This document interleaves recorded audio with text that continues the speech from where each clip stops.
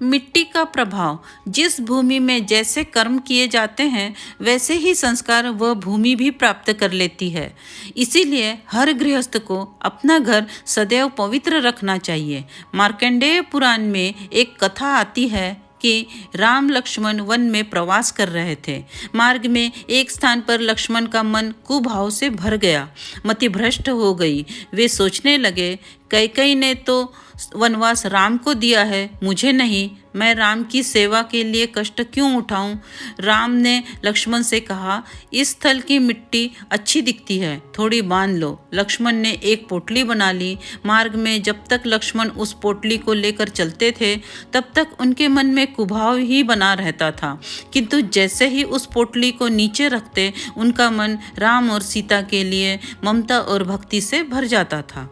लक्ष्मण ने इसका कारण राम जी से पूछा तो श्री राम ने कारण बताते हुए कहा, भाई, तुम्हारे मन के इस परिवर्तन के लिए दोष तुम्हारा नहीं बल्कि उस मिट्टी का प्रभाव है।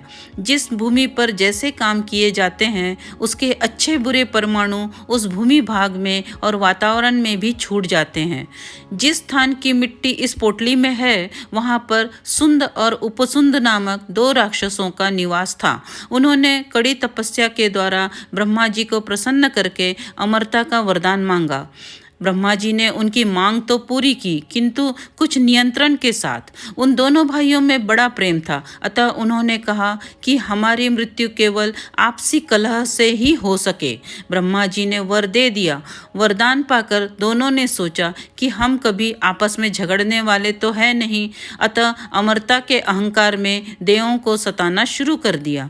जब देवों ने ब्रह्मा जी का आश्रय लिया तो ब्रह्मा जी ने तिलोत्तमा नाम की अप्सरा का सर्जन करके उन असुरों के पास भेजा।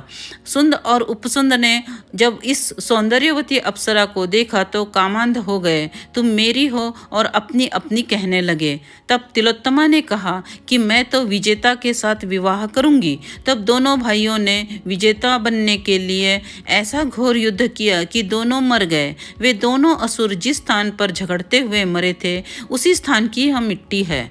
अतः इस मिट्टी में द्वेष, तिरस्कार और बैर का सिंचन हो गया है। यदि आपको ये पौराणिक कहानी अच्छी लगी हो तो प्लीज़ इसे लाइक करें, शेयर करें और इस चैनल को सब्सक्राइब करें। धन्यवाद।